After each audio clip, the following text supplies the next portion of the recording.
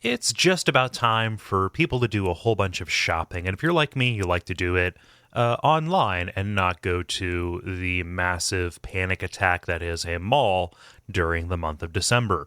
Well, if you're going to do that, consider going to Duckfeed.tv/tipjar, where you can use our Amazon links. Get the same Amazon that you're used to and support the network, because we get a small cut of whatever you buy, and it doesn't cost you anything extra.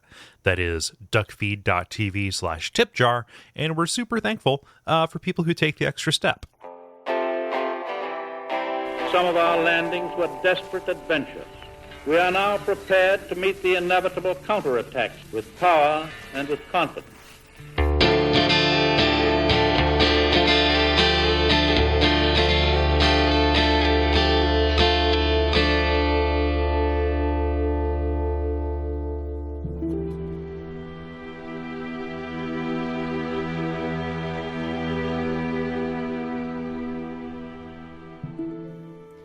Hey everybody, this is Kole stepping in for a quick introduction of what you're about to hear.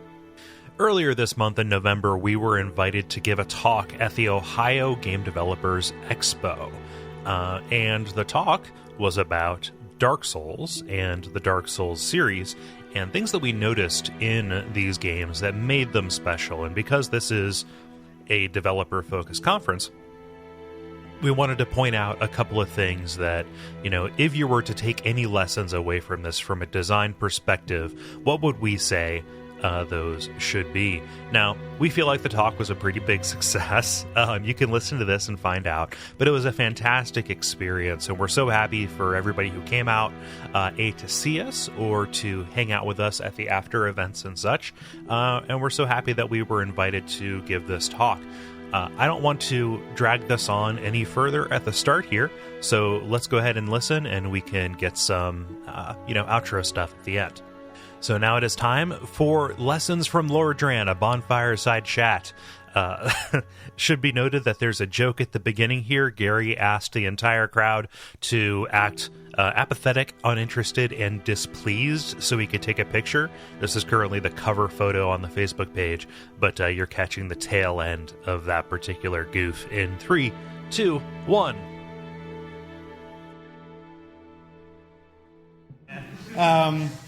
So 3, 2, 1.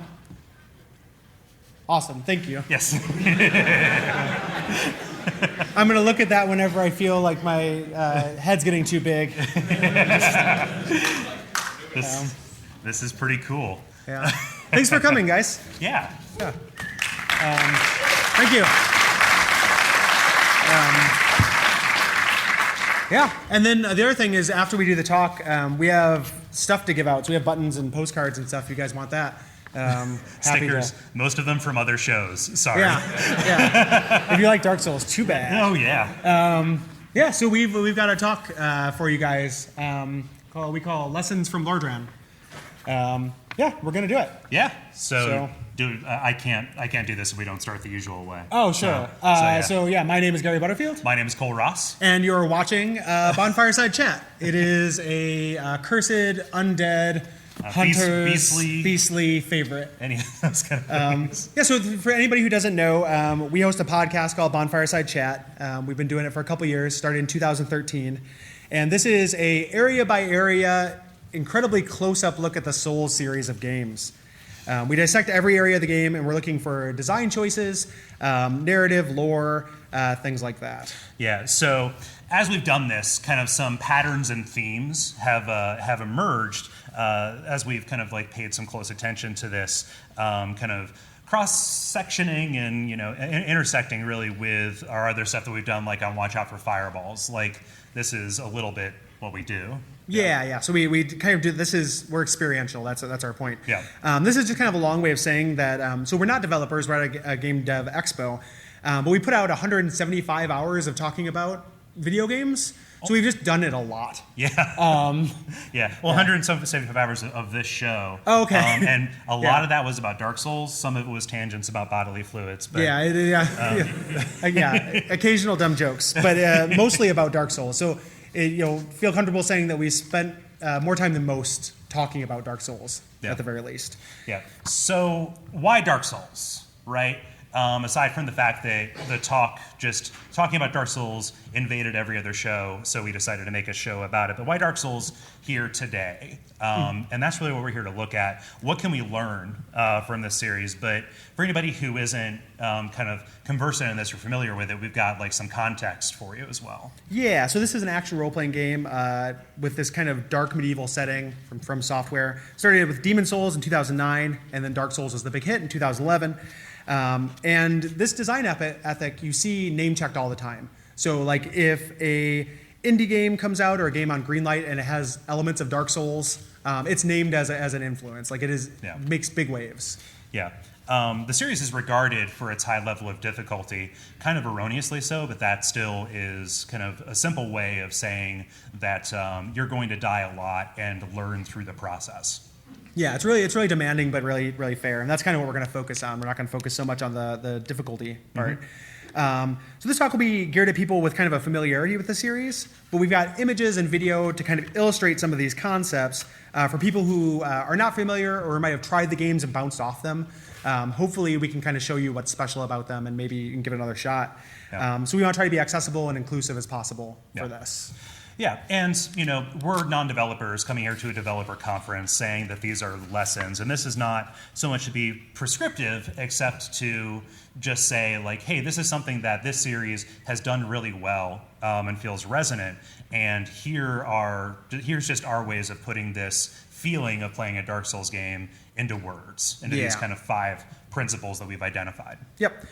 So we're going to be looking specifically at an area from Dark Souls 1, Anor Londo. Is going to be kind of our case study. This is in the game, if you're not familiar, this is the Golden City of the Gods, centered in a kingdom named Lordran, where the first game takes place. And this king / sun god, Gwyn, lived here with his family before a disaster left the world in ruin. Yes, left the world in ruin and cursed the land so that people would turn undead and come back to life, unending but hollowing each time. So this is an undead kingdom full of zombies and people in the process of losing their identity and transforming into these awful things. Yeah, and this is kind of the fulcrum on which the game turns. You're given some kind of vague goals early on, and you spend the first half of the game or 2/3 of the game making your way here. But then after that, it's all kind of smooth sailing. So this is the point in the game, the apex of difficulty and the place where you found a lot of these design decisions really kind of came into their own. Yeah, and there's definitely a break visually for this too. Up until you get here, it's mostly been wading through poop water. I don't know if we can swear here, but wading through sewers in this it's really poop urine. Yeah, It's not water. So I was trying to hold on to like one little thing. Yeah, but it's gross. It's a gross, dark, dingy game, and when you step foot into this place, it's this gigantic, sprawling. I mean, you can see this amazing cathedral, and you definitely get a sense that you are seeing something that is beyond, something that is meant to be evocative of something else from what you've seen so far. Yeah, and that contrast is important. We're going to talk about that. Yep. That's weaponized contrast. So lesson 1 that we have found in the Soul series, reward exploration in multiple ways. So we're going to talk about this character, Havel the Rock. He is a kind of this priest knight. You find him locked in a tower near the beginning of the game, and he wears super strong armor and has this giant dragon's tooth as a club. Much later, we actually find his apartment in Anor Londo, and that's kind of he's really hard when we first meet him, though, so we can illustrate that for anybody who isn't familiar. Yeah, there's no audio on this, but you'll get the idea as you watch, kind of going into this tower and going down, and I'll cut some time because it's a long tower. And what's cool is, as you're doing this, you just think, all right, I have used this key, I'm going to find something great, and then here's this guy who can kill you in one shot, and you think, hey, this is just like a mid-boss or a mini-boss. This is hitting you really early in the game, and you're not sure if there's going to be a story behind this guy, but it's not so much later that you figure out the way that he fits into the place. And the lesson here is around the way that reveals itself. Mm-hmm. Right. And it's also, this is the first enemy that can one-shot you in the game. This is probably the earliest you can get one shot. in the game, other than a rare thing that can happen with the Taurus demon. So we're talking about his apartment, which, as I mentioned, we find it behind a fireplace. So the player is exploring this area, and you're rewarded for poking in these nooks and crannies in multiple ways. And we're going to show getting into it. Yeah. And then we're going to talk about the ways you're rewarded for doing this. So this is off the critical path in the game. Yeah. This is just a room you can see. There's like a window that shows you a stairway down. So you have to try to go through the fireplace here. And then come down here in the slightly smaller tower. You see, he likes towers. He's a tower knight. Yeah, he's not that tower knight. No, the lowercase tower knight. Yeah. But you have these chests down there, and these contain items. And for people who aren't aware, a lot of the story in Dark Souls is actually told through these item descriptions. As you look at them. Item description and then location. So what we find down here, what we can infer as a player, is that this is hidden for a reason. And hidden really harshly. So it's really hard to find, and then in this chest you find a mimic. So mimics in Dark Souls are mimics and everything else, except they have fingers for teeth. They're real creepy. But you find his gear there, including an occult club. Okay, so by reading the description on the occult club, we know that these are weapons of the god, or weapons used to slay the gods. Yeah. And they're forbidden. Gwyn tried to banish them. Yeah. So when we get this, we've got all these little pieces of information. We have that we found this guy in a tower earlier. His apartment is in Anor Londo. He's in the City of the Gods, but it's hidden. He's hiding his stuff, and he's guarding this specific item. So what do we get from this exploration? What are the different ways this benefits us? Mm-hmm. The most obvious one is player empowerment. So this guy destroyed us earlier. You saw that. Yeah, he is a power elemental. And now we have his clothing. Mm-hmm. So I don't know if you've ever owned someone else's clothing, but it's a real mark of power. It's like a demon's true name. If you ever borrow a shirt from a friend, that's it for them.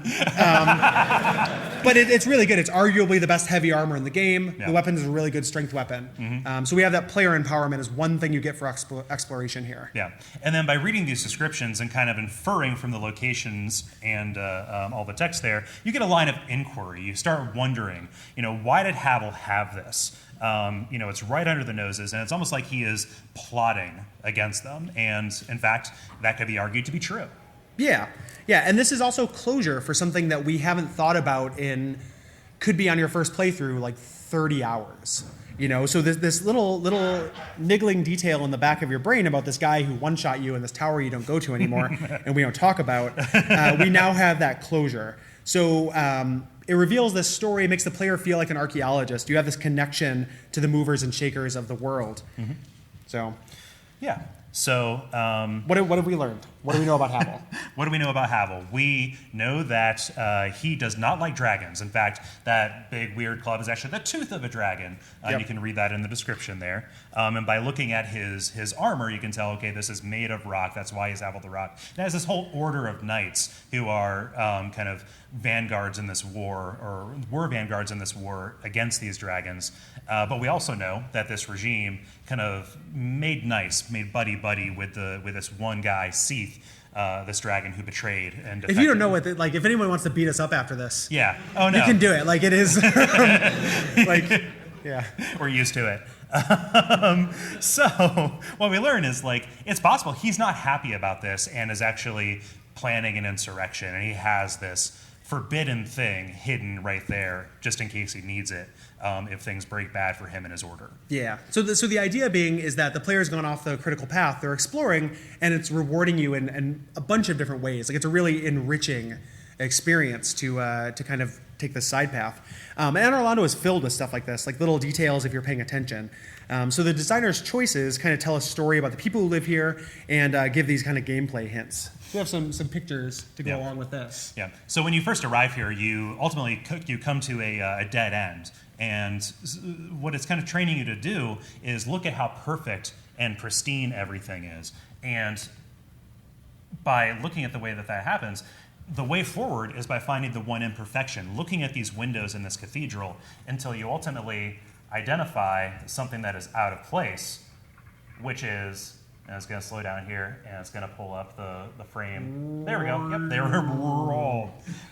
This broken window, which in this pristine place must be a thing that you can do, and then you run up this buttress to get there. Yeah, right? yeah. And we're gonna talk about rafters in a little bit. So if you go find the stairs to the cathedral, they're cut for 2 different sizes. So we know that these giants, these gods in this land, cohabitated with regular people here. Same thing with elevators. We find some elevators later that are small size and giant size. Here's the fun size one, and here's the family size one. Yeah.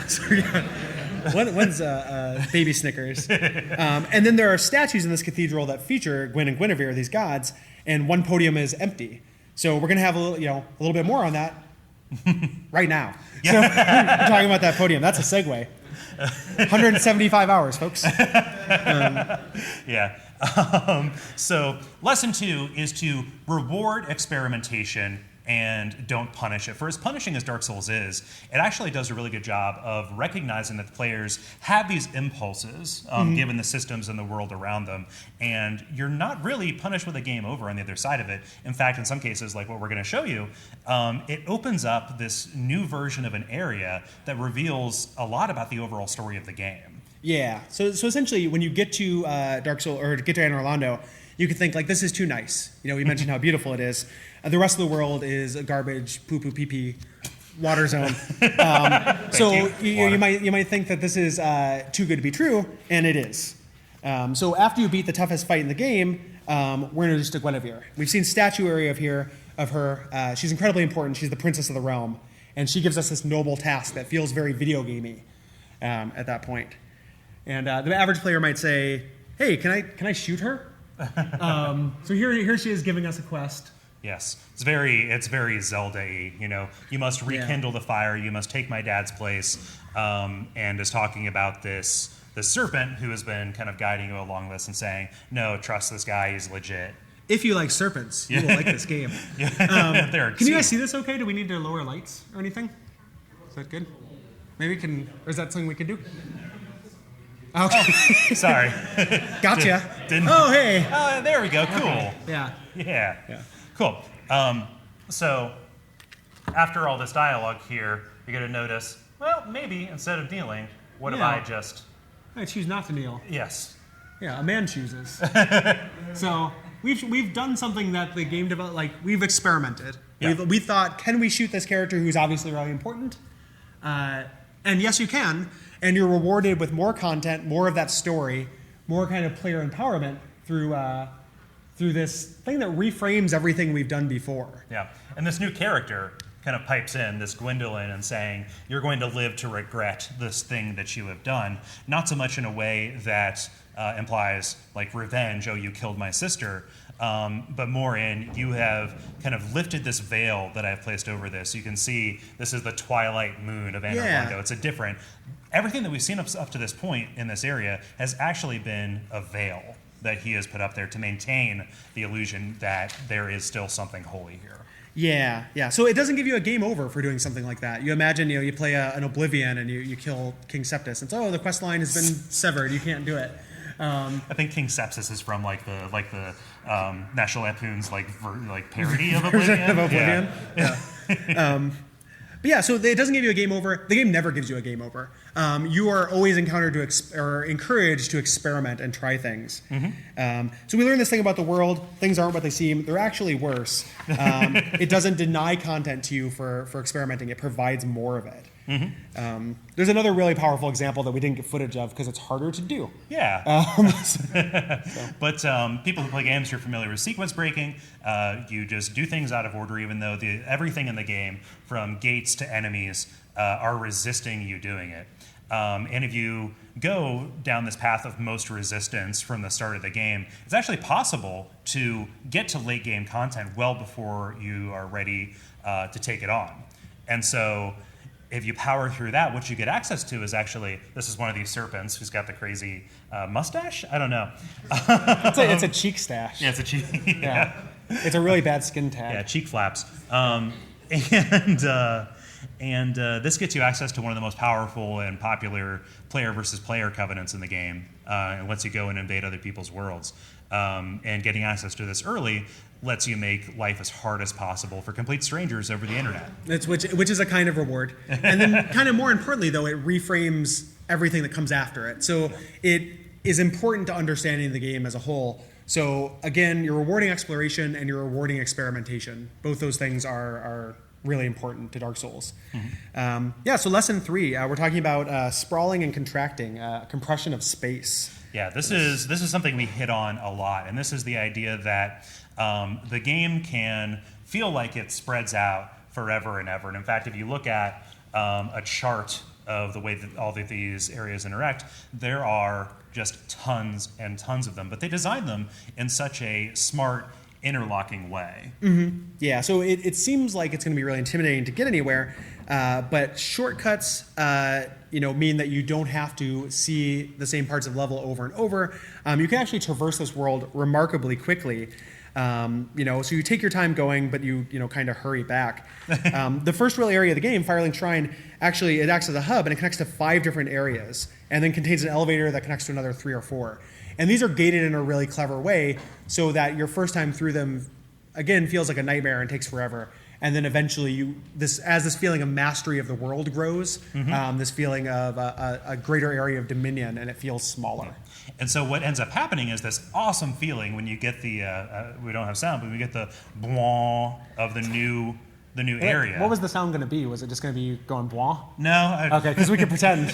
We had it. But that's what I just did. Blah. But you get this new area sound. You have this Pavlovian response, and this could look different from anything you've seen before. And you think, okay, there's going to be more after this. In fact, it could go on and on. But it feels manageable because even as that expands in front of you, behind you, everything kind of knots up. And you know that you're not like in for this long hike. This isn't like an EverQuest when you're running across the main continent, right?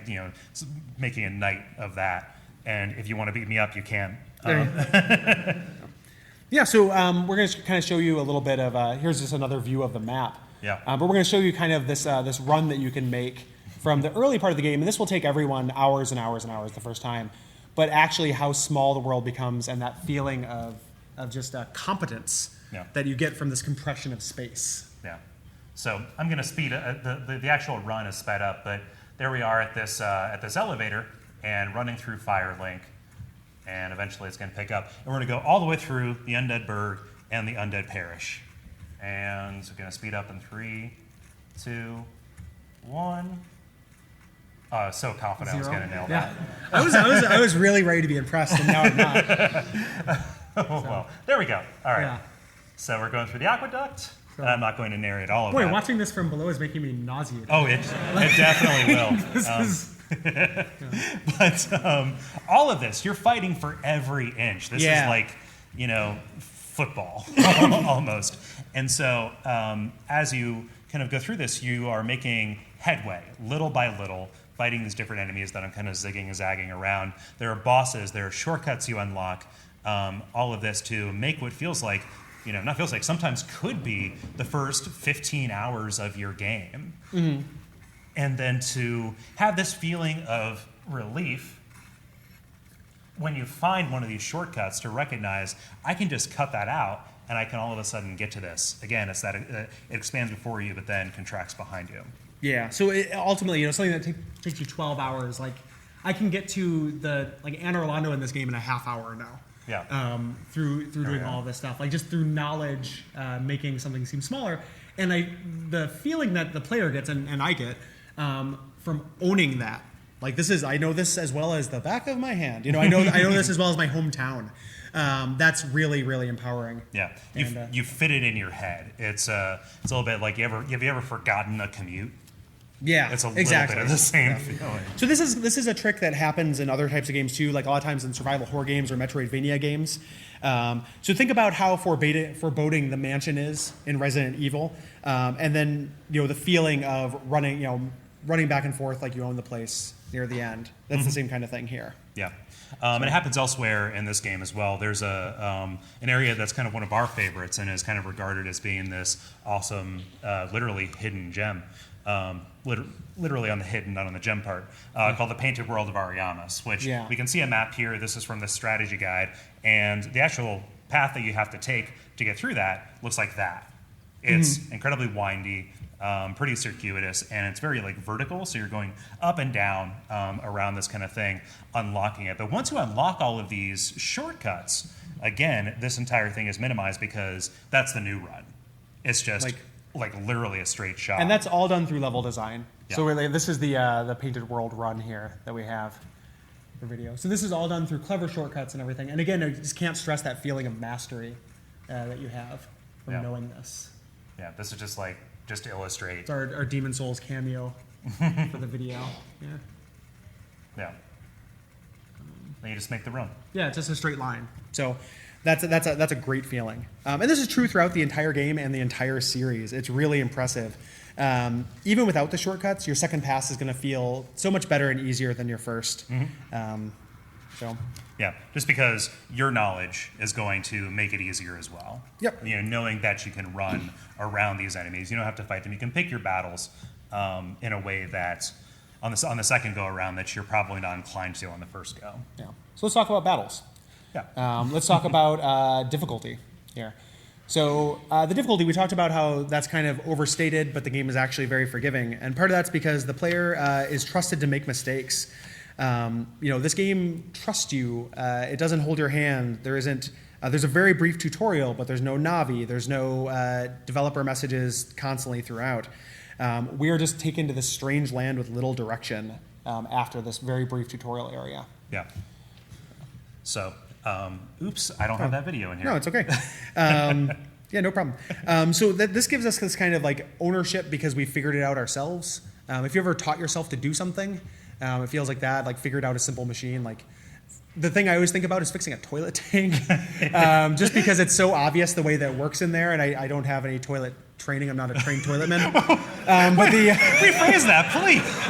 Yes, maybe I'm not a toilet man. No, the toilet training part. Oh, okay. No, I've never been.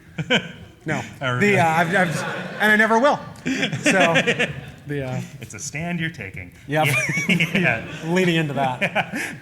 But yeah, and you figure it out your own way too. You can find some of these best practices and you have these tips, but everybody's going to kind of gravitate towards a style of play that really they can lean into. Yeah, and if the game didn't put things in front of you, giving you that control would be meaningless, right? Mm-hmm.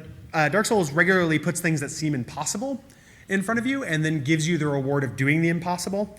So we have a couple examples here, again, from Anne Orlando. So this is a real thing for me, the Anne Orlando rafters, which on first look, I just said, I can't do this, and just thought this is superhuman dexterity, superhuman grace. Yeah, it just spreads before you, for as good as the control is. Yeah, this is, and I have to fight here. Yeah, and I'm just going to fall off like a dummy. Yeah. Next up, the archers, which everybody loves these guys. This is one of the hardest parts of the game. As you have these gigantic spears being shot at you from these great bows by these silver knights up on the far edge. And you can get a fair way if you get a chance to run up there. And as you go, they're taking shots at you. And these spears will knock you back. This is some Castlevania. So you will do this a bunch of times, until it literally feels like, oh, this is not a video game. This is just like a tech demo for Misery. Wait a minute. The Misery game? Did they get Kathy Bates for it? Yeah, exactly. Get hobbled. Yeah. Hey. And then, just down you go, right in the back. Yep. And there's two of them because, and Kole didn't get knocked off there, but you could. Yep. And then this area culminates with the hardest boss in the main game. By far, Unseen Smoke. Which, it's hard to capture why these guys are difficult on video, honestly. We'd have to commentate it and everything. But you see you've got these two guys, the big guy with the hammer and then this Lancer dude. You have to fight them both at the same time. And this is the first time you've been asked to do this in the game. And it's very much explicitly designed for co-op, but even still, you are being asked to cope with two very different movesets and two enemies that are going to just keep coming at you. Yeah. So these are stopping points. These are places where you stop. It seems impossible. However, magic kind of happens and things click. So you kind of learn these new kind of methods, through on your own. Nothing says, hey, bring a shield to the rafters. You just have to figure it out. Yeah, and nothing says, well, actually, the boxes, the collision on those on the rafters is wider than you think or wider than it looks. So you just have to run with confidence. Yeah. It's the same thing with with the archers, we're going to show a video of successful runs of these, but with the archers, it's either learn how to roll and actually like roll through these things, or figure out a way to, use items to cheese it. Utilize your verb set for that. So try different things, essentially. So like a successful run of this, and you can see where I died before. Yeah. So he's slow, he's got his shield up, and that's what you do here. Yeah. If you have a shield, even if you're not like built to carry a shield, you can soak these hits, and they're not going to knock you back too much. And you just have to kind of juke and lure them to get into a run, so you run by. And that's just teaching you, A, confidence in going through this thing that visually is supposed to psych you out, and B, I forget the other one. Oh, no, that's okay. I'm worried. I haven't seen this video, so I'm worried that guy's going to come up behind you. Oh, no. Don't worry. Yeah. But yeah, you can just soak it. So this is impossible. Like you saw this and it's impossible, and then you do it, and you feel amazing. Mm-hmm. So that second part of it is actually really important, because difficulty without payoff is just, I want to be the guy. Yeah. And as much as we like that, it's a little, it becomes a slog, but you get that kind of catharsis at the end of it. So here's using the item cheese strategy on these guys. Mm-hmm. And then I'll speed it up. Normally this is like 5 to 7 minutes of waiting for them to go, but you just have this vendor that you buy poison arrows from, and you figure if they're not going to fight fair, I'm not going to fight fair. Yeah. No, screw you guys. But you can watch as it just slowly drains, and then you walk up with impunity. Yeah. Look how fast he breathes. And then now we've made it. So, and then Ornstein and Smo, like the trick is not like it's keeping both of them so you can see them, but you're still going to die an awful lot. Yeah, and there's probably an argument to say that Ornstein and Smo are meant to teach you to co-op. Honestly, yeah, that's the other thing. If that's something that you if have, the bell gargoyles weren't. Yeah, but it's no, really. Yeah. It's okay to co-op. Like we designed it with it. There, you can hold out if you want to, right? Like Dark Souls, it rewards, or at least it has the ability for you to make these self-imposed challenges around it. But just all of this stuff that's built into it is part of the experience, and so it's a reminder, really, to use every part of what they're giving you. Yeah. So these parts that look impossible, they use them in other ways as well. So it introduces these guys and gets you kind of to learn them, and then mixes it up. So one of the things is the gargoyles. That's another common stopping point. You bang your head against them forever, and then they show up as regular enemies, and they're no problem. Yeah. In fact, the first 3 bosses of the game probably end up as just things that you regularly encounter later and that's on. intentional. Like the fact that the first 3 things that you spend forever on become eventually just kind of chaff for you to slice through is intentional. Yeah. So. Which is good. I mean, it's like we enjoy that when it pops up in other games, but just something you can throw in there to remind people of how far you've come. Yep. Is a really powerful thing. And the time when you have to choose to mix things up, or the time where it feels best, is sometime in between, like confidence. Okay, I feel good that I can do this 85% of the time, probably. Mm-hmm. Maybe I'm holding my breath a little bit, but before it becomes boring and routine. Yeah. And this is something that kind of just is applicable across a bunch of stuff. You can see it happen in Mario. You can see it happen, like Portal is really good about this as well. Yeah. Somewhere between confidence and boredom, you have to start taking these things and mixing them up in interesting ways. Yeah. Yeah, absolutely. So the fifth kind of capital L lesson we have is if the player can see it, they're going to want to go there, and let them. Yeah. So this is something that is a design principle. It's not unique to Dark Souls. This is a big thing for Disney and Valve. They both do really good jobs of this. And then I was kind of ragging on Oblivion earlier. That game does a good. Elder Scrolls games do a good job of that as well. Mm-hmm. But From Software does an amazing job with it. Yeah. So in Disney, at least the Magic Kingdom, you have this gigantic castle that's at the center that you can see from every point, pretty much, unless you're, trapped underneath a goofy you fell over. From every point, you can use it as... That's called Club 23. But you can see there, it's a way to kind of orient yourself, right? Same thing with the Citadel in Half-Life 2.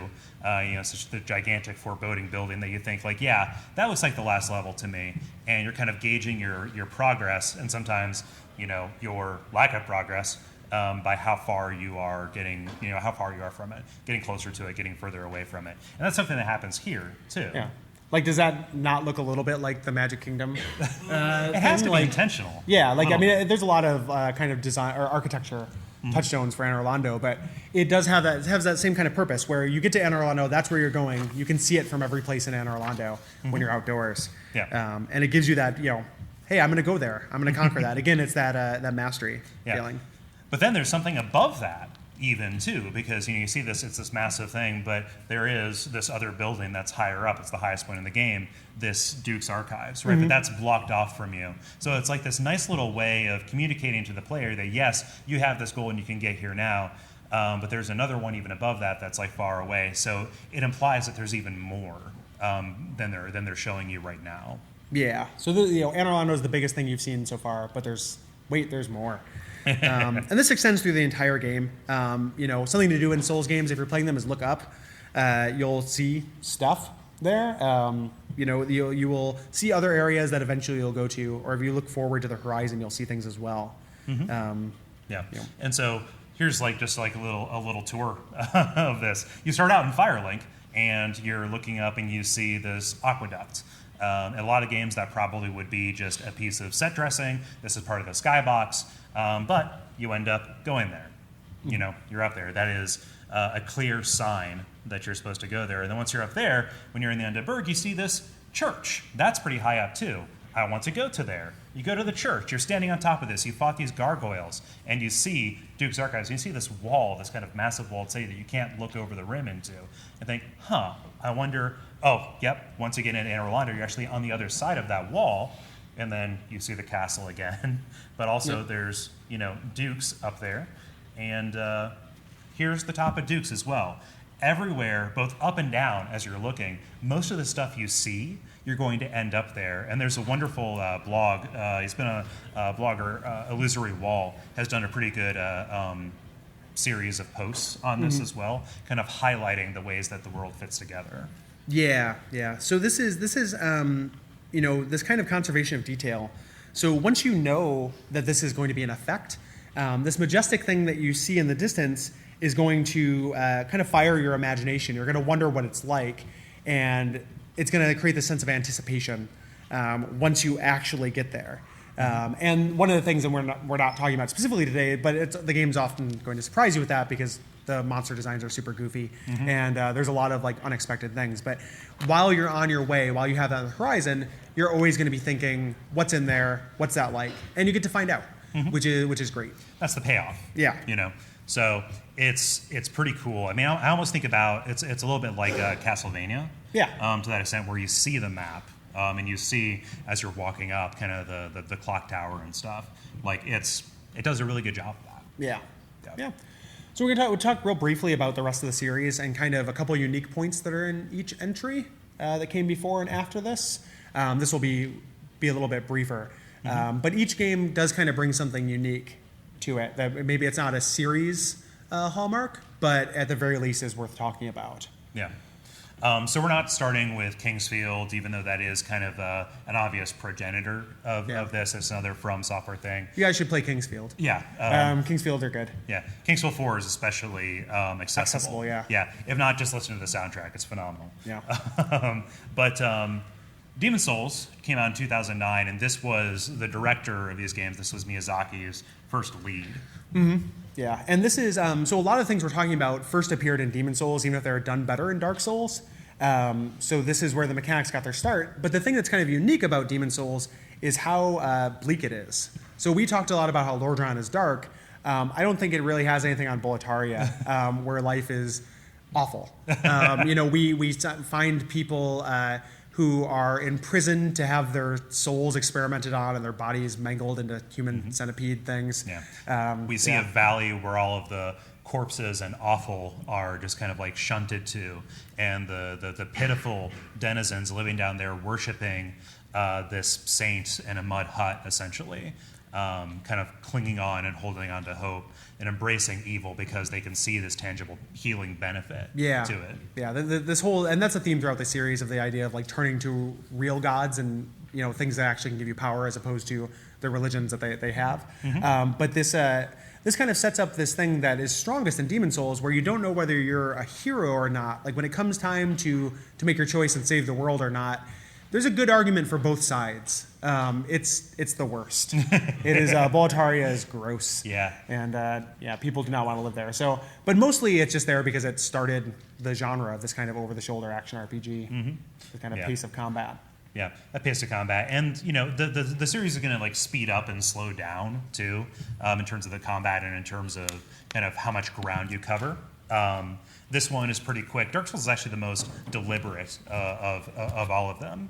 It's a little bit more persistent. You have this big interconnected world, whereas Demon Souls is more of a series of stages, like a hub and spoke kind of thing, and you're moving about them and switching between them at will. Yeah. Dark Souls 2, which is not everybody likes Dark Souls 2. We really like Dark Souls 2, and the reason they do a couple of really cool things that aren't done in the rest of the series. Structurally, kind of narratively and mechanically, it's set up as a series of short stories. This is not about one grand story. It's about how these different kingdoms and cultures reacted to this undead curse and reacted to this thing. And it lets you tell different kinds of stories than the previous games in the series had. Yeah, and even though you only spend a certain amount of time, very little time looking at many different things, you actually get the way that they play off of each other. And that is a wonderful way to actually structure a grander narrative. It's a little, not like Rashomon, but that's a little bit of the similar thing. You're piecing this together. Yeah, it's like Pokemon. Yeah. Ooh, boy, Rashomon Pokemon. Yeah. It's 4 different battles, but everybody has a different opinion about when. But yeah, that is great. And that even just gets better when you look at the DLCs. Yeah, the DLCs are really strong in that aspect. Mechanically, this is the entry that does one of my favorite things with difficulty, is that it gives the player a great deal of control over it. So we talked about how difficult the series is. Dark Souls 2 has a couple of mechanics that are really elegant that handle this. One, enemies, if you are making that run over and over through the Lordran Berg, eventually enemies will depopulate. And people got mad about this because they wanted to farm their equipment. In my mind, there's a really easy solution for that. Don't farm. Don't farm equipment. That's probably not worth your time. But it makes it easier if you if you're really struggling with the part. It will get easier as you play. The other thing though is that if you don't want that, you get this item called a bonfire ascetic, which will make the world harsher. It allows you to redo parts of the world you like. It changes things, so it allows you to kind of preview New Game Plus content in the main game. And they turn that into a consumable. It's kind of hard to find, but you can find them. And it allows you to, you have the base game, but you can make it easier or harder in a really diegetic way, as opposed to just a difficulty selector. Yeah. And I would love to see more of that from the series. I think that was really good. There's even a covenant in Dark Souls 2 that you can just get to right from the main hub area of the game. There's the Covenant of Champions? Yeah. Okay. I got that confused with the Kurt Vonnegut book. You go there, and that just kind of puts you up into New Game Plus difficulty and makes it so you can't summon help. So this huge part of it, part of the game, you don't have that. You can still be invaded, of course, because that blade only cuts one way. Yeah, but give the player control over that difficulty. Yeah. And then Bloodborne, which is the most recent game in the series. Yeah, woo. We like Bloodborne. We love Bloodborne. So the thing that this does is it kind of, it's the outlier in the series. You don't have this kind of slow-paced combat anymore. It's not this methodical back and forth, timing-based thing as much as it's closer to something like God Hand or Bayonetta or something like that. It's a fast-paced dodge system. But what it does have kind of in common with the series that is really, really neat is a sense of misdirection to narrative and mechanics. So if anyone has totally not played Bloodborne, this isn't a specific spoiler, but it starts off as being about one thing and then turns out to be about something else. Yeah. And that forces you to reconsider all of the story stuff that you've learned so far, and also the mechanical things. You're approaching enemies in a different way. Enemies have new weaknesses, even down to their anatomy. I know where the weak point on this thing is, but this thing, I don't even know if it has a head or has a tail, and that is this kind of feeling of the floor dropping out from under you and dropping you into the basement, and then when you get to the basement, you get out a shovel. It's just this constant feeling of undermining player expectation. That really works in the game's favor. Yeah, and that actually, when we're talking about this feeling of increasing mastery over the space and just kind of like once you know the size and shape of this does a very good job of keeping you on uneven footing as you go along, at least in your first playthrough. It's very resistant to that kind of mastery, and that puts it more in line with a horror game where you're not as empowered. You don't follow the same curve of just becoming a badass throughout this. Yeah. It throws different challenges and different themes that you have to get used to. Yeah. And that's more or less what we have planned for the presentation part. If anybody has any questions or anything, we will take questions. Yeah. Have you guys looked at some of the older stuff by From Software? That they had a game called The Ring and Eternal Ring? Yeah. Eternal Ring and Evergrace? I have Yep. like a lot of their concept for like this idea of horror and difficulty came from those past states. I think it would be good just for players to explore those concepts before you open body. For the microphone here, he asked if we had played any other games from this developer, From Software. That Specifically came before. their earlier games. Yeah, specifically their earlier games that kind of related to this. So Eternal Ring, Shadow Tower, Echo Knight, any of those. Yeah. So we talked about we covered Kingsfield 4 on the show. We're planning to cover more in our off seasons because we think that's really important too. He had mentioned that he thinks it's important to kind of get these component parts before seeing them combined. I think that's a good idea if you can do it because the games are more obtuse. The earlier games, I love them, but not everyone's going to have the patience for them. Yeah. The turning radius on Kingsfield 4 is like a forklift. Like it's like you're a medieval forklift, and it's a medieval forklift simulator 2015. So I can understand people not being into that. Yeah. We really love it and want to spend more time in the show examining it, though. It's unfortunate that kind of they cut their teeth in the PlayStation era just because those have aged. They haven't aged gracefully. Yeah. They're the ugliest games I've ever played. Yeah. So it's just weird that there's this dip in both aesthetics and accessibility between those. But there's good stuff there. Yeah.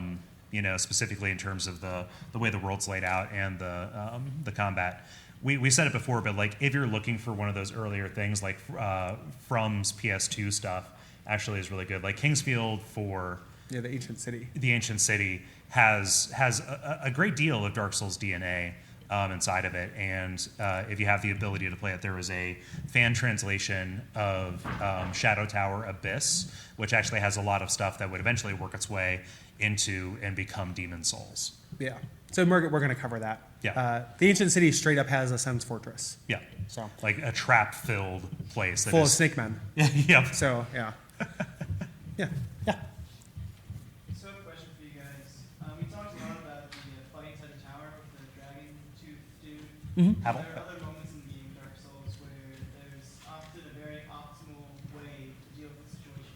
Similar to the Raptors fight, Raptors with the shield. You guys said that it provides lots of support for experimentation and for getting a player, but in my experience, I was very bad at Dark Souls. And I often found that it was very difficult to find this optimal path, and so I often had to refer to online sources to figure out how to beat the game. Whenever I used those optimal paths, it was very unsatisfying for me because I felt like there's only really one way to find that solution. How do you guys feel about that sort of reaction? So the question was, do we feel a tension around the idea that on one level From is encouraging experimentation and offering these multiple ways, and also the idea that there is an optimal way, and in a lot of the situations that we showed where it did look and feel impossible, there is actually like a best way to do it. And are we punished for experimentation in that way by not going to a source and finding the optimal way? Yeah, I mean, I think that it depends on the area. So some of those areas, so like the rafters, there's a good way to do it. You could also roll if you get good at rolling and get through that. But you do have to have some kind of defensive thing. There are other situations which there are multiple ways. So somebody like Havel, you can get good at parrying. You can. I'm not get gooding you. Like I hate that part of Dark Souls culture. Oh my gosh! I just said the word get good, and I hate that I said it. I apologize. But you can master the system of parrying. You can master the system of rolling. Yeah. You can find his leash. Like he will stop following you at a point, and you can just cheese him that way. Mm-hmm. He takes a lot of fall damage because he's in heavy armor. So you can discover that if you if you've noticed yourself doing that. That's really obscure. So it's possible. I understand that it's also experiential. One thing we didn't talk about this that would have been a good thing to talk about is the way that the designer wanted to recreate that playground experience of playing NES games. So going to the internet and finding a way to do something is a feature, not a bug. Like you talking to other players and getting that input is something they want. Whether it worked for you or not, you maybe didn't like that, but they want this idea of, hey, I'm gonna use this support group to actually make my way through this. Yeah, and that's baked into it too with the soapstone message system. If anybody hasn't played, players have the ability to kind of leave these limited vocabulary kind of like pro tips on the ground as it goes along. So as you're running into Havel, you're actually going to find probably some conflicting reports, but like try rolling, get naked, do all these kind of things. Which is the thing. Like you can, if you're not rolling quickly enough to to get around him, and he's going to one shot you anyway, you might as well not just wear armor. not wear armor and just be quick. All that, or even just like difficult foe. Yeah. Try again later, like or something to that effect, because that's also a valid thing. So there are multiple paths for some of them, not for all of them. So I understand your point, but some of it, and it also requires like coming upon those things on your own is difficult. It's only happened like some of the things I did learn through, like I checked with Kole because he played it before me, or I checked online. But then sometimes when I found them myself, it made up for those times of feeling bad. Like I felt super cool. So it is a tension where there is an optimal thing, but I think that from our point of view, that's mitigated a little bit by these other things. Yeah. Hey. All right. So I have a question about just the way you were talking about, like the little like details and stuff that from puts into their games. Like, so how much do you think the evocative names and the interesting designs play into that, like getting players interested in things? The question is, From puts a lot of small details into the games, and how important are the evocative names? Havel the Rock. That sounds weird. Like how big of a role did these names play in our kind of curiosity to move forward? Yeah, a lot. Yeah. Skeleton Lords. That was a thing I learned about before I saw them. And then it's awesome. They look like a band. Like they look like a cover. Like it's just like 3 Dios from Beyond the Grave. Just it's a 3 Dio. Wow. Welcome to the show. That's the. But yeah, I think that stuff's super important. Like I love. Those that just sounds real good. For people, I'm not saying this to plug it, but I wrote a book recently that's inspired by Dark Souls, and that was the most fun part. Was just like, I need to come up with a monster, the infant mother of all spiders, something like that. Like that is so super fun to come up with these like Fiend Folio Dungeons and Dragons ass like names for things that just like get you going without literal meaning. And so what's funny about those names too is the people make a big deal about spoilers, probably a bigger deal than they ought to. Said the person avoiding all Dark Souls 3 coverage. But when you're looking at the guide or you're seeing people talk about this and they mention Blighttown. Oh, well, that sounds kind of cool. Yeah. Or the Skeleton Lords. It's the same thing as seeing the thing in the distance, right? Because Yeah. you hear the name, it's like, oh, I know there are skeleton lords, but like, how many lords? What are they the lord of? What kind of skeletons? They could be like raccoon skeletons on the side of the road. It's like owning all the owl pellets. And it's just flavor. It builds a sense of world cohesion. There's a definite tone to it that really works for you. Works for me us anyway. Yeah. Hey. So every single entry in this series, I have played about a quarter in and then walked away for like 8 months and then come back and finish it. There's an incubator. Yeah. How do you guys feel about that? Because I know that having listened to you guys' stuff, I know that Kole kind of did a similar thing. And I like talking to people that I know who love the games, we've all kind of done the same thing. I mean, do you guys feel like that's something that's interesting about the series, or is it something that's like dangerous that like maybe will keep people from ever playing? So the question was, a common trajectory through the games is to play it for a little bit and then bounce off of them. Think, hey, this isn't for me. Hey, this is too hard. Something just resists progress. Then you step away for a little while, and then something brings you back, and then after that, you're just fine. And I definitely think that these have an incubation period. For me, it was playing it. I'd never played a Souls game before. I went the wrong way when I got to Firelink. One of the videos that I mistakenly left out of here was you're dropped off and I'm thinking there's a graveyard full of skeletons. Skeletons, those are early game enemies. What are they, lords of? Yeah. But then, they they kick your ass. And then you have to figure out. So I was hitting against it. I was like, this is dumb. I don't want it again. But I started reading about it and started okay, well, you got to go up instead of down. You have to probably roll not like a melee class, Pyromancer will give you this, all this stuff. And I started playing it in my head, along the way. And I think that is a good thing. The fact that that's such a common thing, I think that it's a little bit self-selecting, and there's a strain of elitism, I think, in Dark Souls appreciation that isn't that great, and it's not so flattering for the community, but everybody's path is valid to it, and I think that the people who do come back, they're gonna love it, and I don't ever want to force somebody to play a game they don't like. Yeah, it cuts both ways. So that elitism comes with an evangelicism. If you find somebody who's into CrossFit is a vegan and into Dark Souls, see which one they tell you about first. Because I've spent a lot of time just Dark Souls, you don't know about that, do you?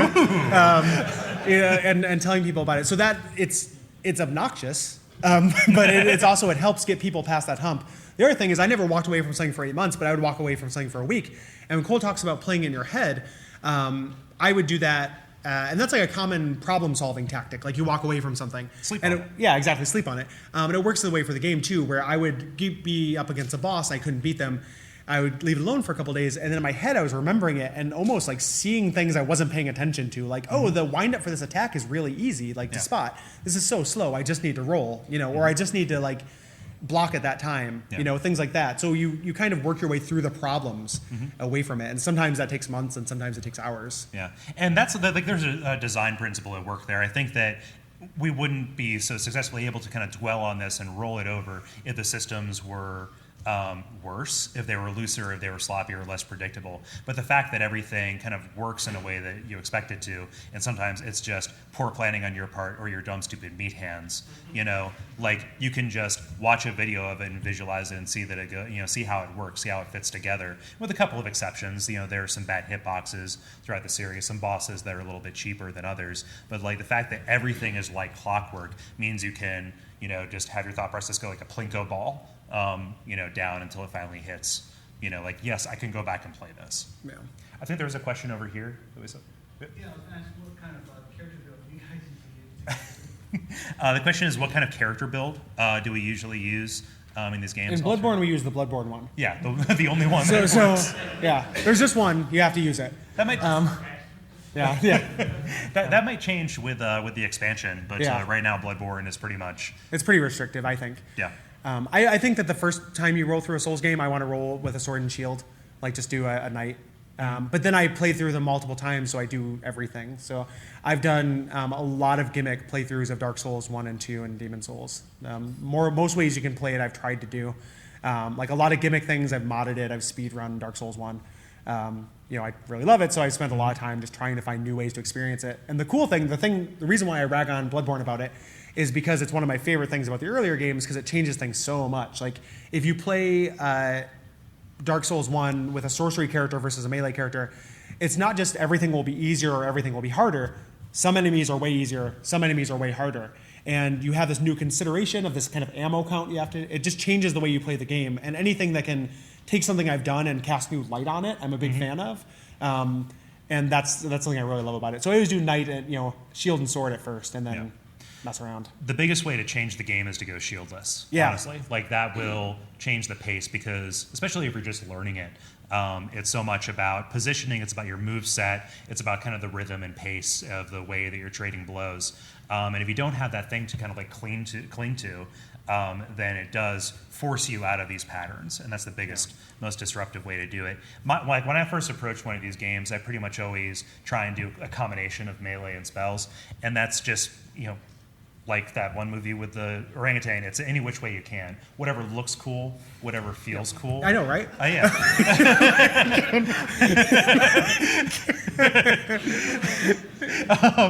but just like, oh, this weapon that I picked up looks kind of cool. I don't have the stats for it, so I'm going to build toward it. And it is flexible in a certain way, so you have to do what's fun, at least. And then you kind of branch out into those more specialized things. But the first playthrough is always this jack of all trades. Like fire mage. Yeah. Yeah. And the when you go shieldless, there's different ways it works. So again, this is like that depth I'm missing, where like if you're shieldless and you're using a big weapon, it becomes about getting a first strike on an enemy because you can pancake them and stagger them. But if you're using a small weapon, it's about sticking and moving. So there's just layers upon layers of different ways to play, which is really great. Yeah, and we haven't even really touched PvP, mostly because we're bad at it. Yeah, very very bad. Yeah. So it's this whole side of the community, and it's definitely a big way to play it, and that's where these builds also have more importance as well. Yeah, for sure. Yep. Yeah. Hey. So, Gary, you mentioned influences, and we were talking about sort of how the atmosphere of the game has this really dark and foreboding element to it, and that's partly because of like the source material. It's well known Miyazaki has drawn a lot of stuff from Berserk. Do you guys have a favorite element of force, another favorite source material that it draws from, or perhaps something that it's had an influence on later on?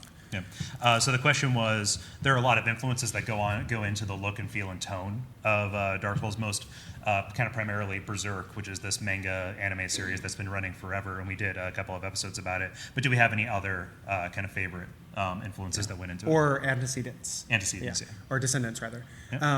Yeah. So obviously with Bloodborne and Lovecraft stuff, like that was made for me. There's always been touches of Lovecraft in Dark Souls. Specifically in Demon Souls, like Tower of Latria is really Lovecraftian.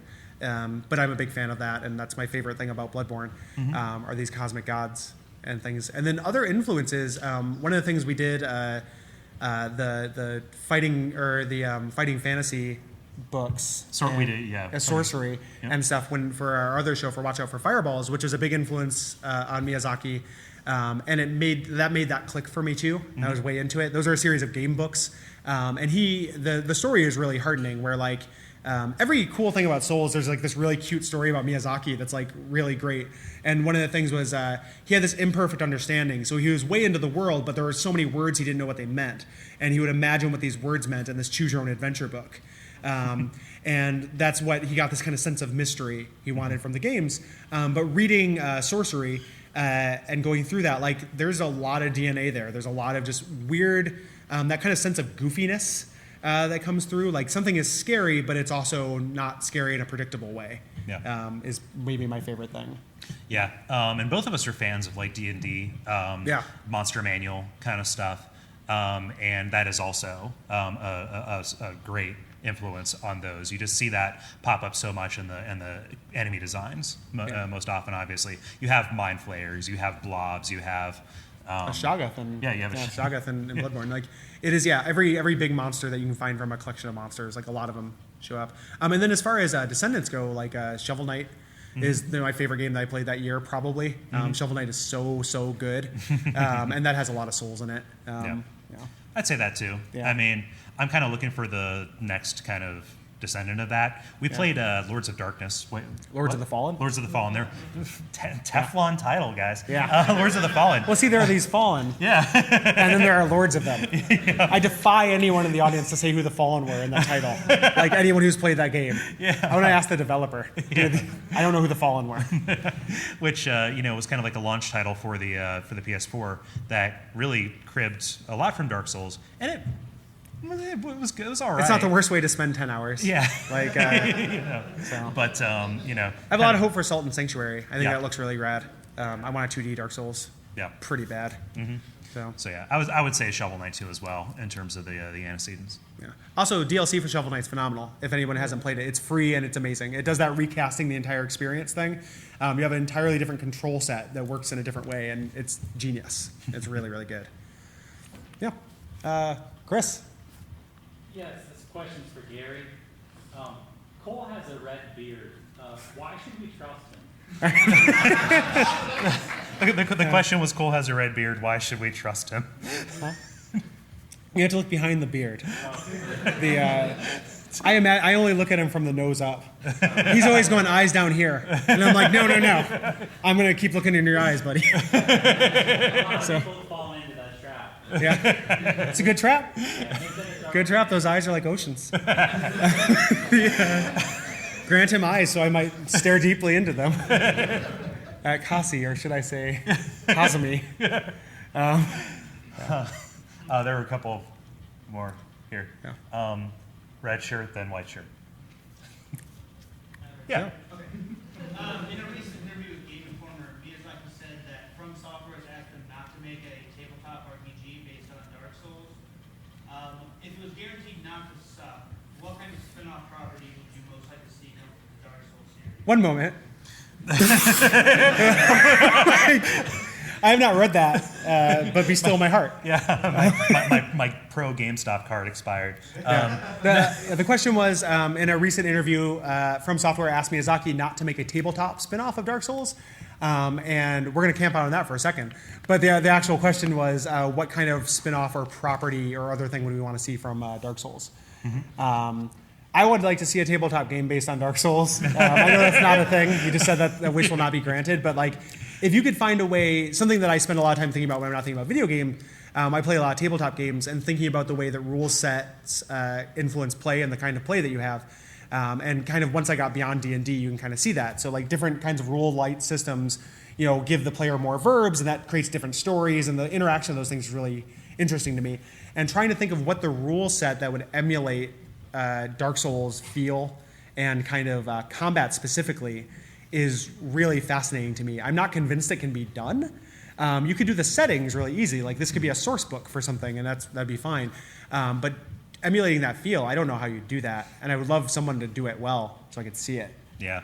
Tabletop would be great, and kind of taking out of the world of games. I would love to see like a book or a graphic novel that kind of would approach some of the sense of mystery. What's that? From the Dark. Oh yeah, the promotional one that we covered. The promotional comic that has no information or no anything in it. Yeah, well, just kind of like to take it back. Obviously there's Berserk, and that does a really good job of it. But to kind of put it in this world that I have a little bit of affection for, I think that would have the potential, especially if you have like a good artist behind it. But I don't want like a Dark Souls movie or something. I really don't want anything that has dialogue. I just want the atmosphere. Yeah, I don't know what that stuff would look like. It's not to say that I wouldn't be there when it happened. Yeah. Like if there was a Dark Souls movie, I would go see it and we'd cover it for the show, and it'd be great. just to see it. But I don't know if I can't imagine how it would be done successfully. But I don't make movies, so that doesn't mean it can't be done. Yeah. So yeah, white shirt. Sorry to reduce you to your shirt. Yes. You can call me Plaid Boy if you want. Like after this, like, yeah. Right. So for the first Dark Souls, most favorite and least favorite boss fights, and why? Yeah. Ooh. So the question was first Dark Souls, most favorite and least favorite boss fights. Artorias, number one. I think it's the best boss fight in the series, not just the first game. Yeah. Best boss fight in the series, for reasons I've talked about a lot on the show. Worst, the obvious answer is Bed of Chaos. I like the idea of the Bed of Chaos a lot. So I might go for something like Demon Fire Sage or something like that, where it's like I've seen this guy 3 times now, and it's not getting any cooler. So I'll say Demon Fire Sage just to not say Bed of Chaos. Yeah, it comes at you strong. I actually don't really like the Seath fight that much. I don't think the Seath fight's very good either. Yeah, I don't think Souls games do fights with big things very well. The smaller the enemy, and that's one of my things with Bloodborne bosses. A human size or a little bit above, I think are the best fights. And for the best one, just so we have a little bit of, I really like Artorias too. That's probably my favorite.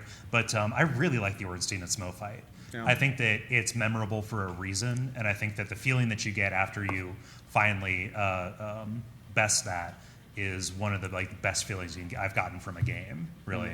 Just because it did look so impossible. Soundtrack is amazing too, and it mashes up really well with Space Jam. If you go online and look, there's a really good Dunkstein and Jam YouTube of the Space Jam song themed with the Ornstein and Smo music. That's incredible. It's really good. Yeah. So you guys were mentioning that you wanted a 2D Dark Souls. So there is a game coming out next year called Death's Gambit. Yep. You guys heard of it? Yeah, so the question is, have we heard of this game called Death's Gambit that is coming out next year? I saw that.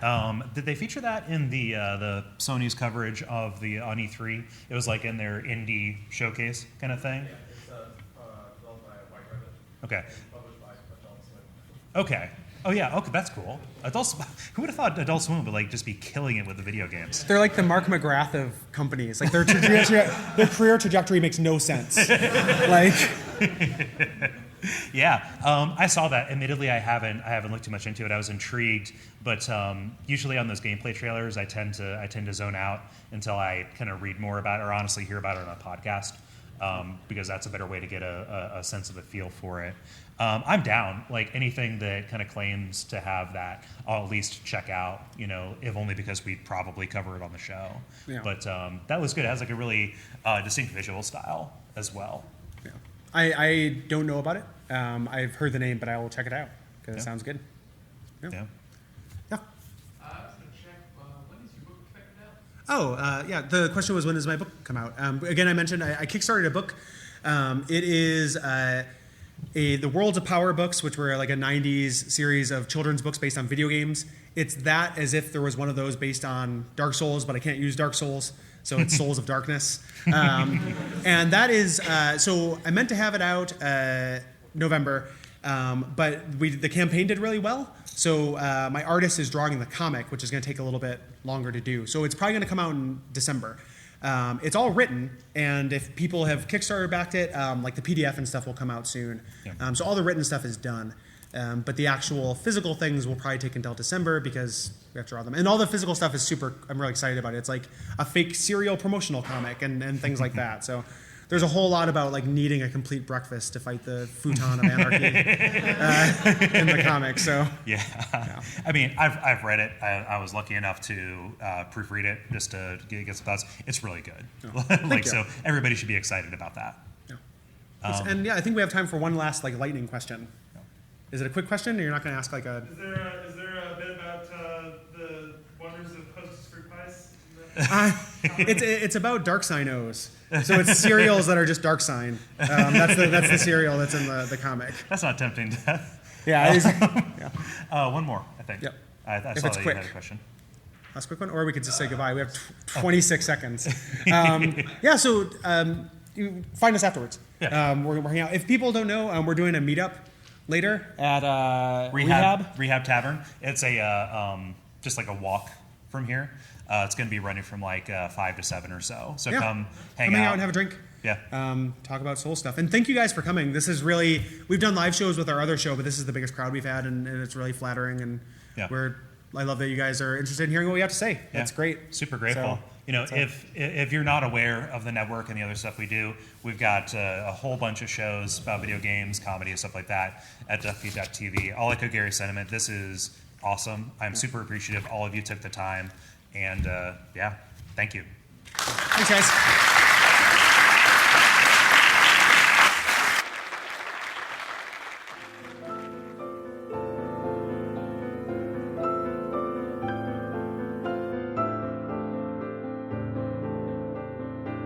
And yeah, that was the talk. Hopefully you enjoyed it.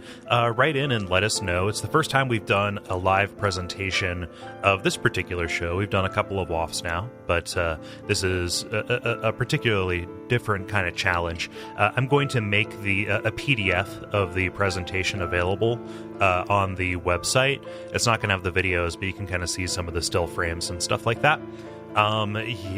So I'd like to thank everybody who came out again. I'd like to thank the organizers of the Ohio Game Developers Expo, especially Chris, who was the person who reached out to us. I would encourage everybody who is in the area to pay attention to this because the show is fantastic. Like, I was blown away when I walked in there. And this thing is going places because they really know what they're doing. I'd also like to thank the technical staff who helped us get set up and helped us record this audio. It turned out great, as you can hear. And I'd also like to thank our Patreon backers because this is an expensive thing to do, flying Gary out here and, gas and things like that. So we're only able to do those kind of things because of your generous support. And if you want to join that body of supporters, you can go to patreon.com/DuckFeed.tv and throw in a couple of bucks a month and help us, do more stuff like this in the future, should people be kind enough to invite us. So yeah, thank you so much for listening. We'll be back next week with our regularly scheduled programming of the Brotherhood of the Wolf. That is going to be a special episode about a movie that had a lot of visual influence on Bloodborne. And then after that, we're going to continue our rampage through Bloodborne proper. I think that's about it. There's no real quote that I can pull for the outro, so let's just go with the classic. So until next time, praise the sun. Umbasa. Umbasa cool. That was Gary.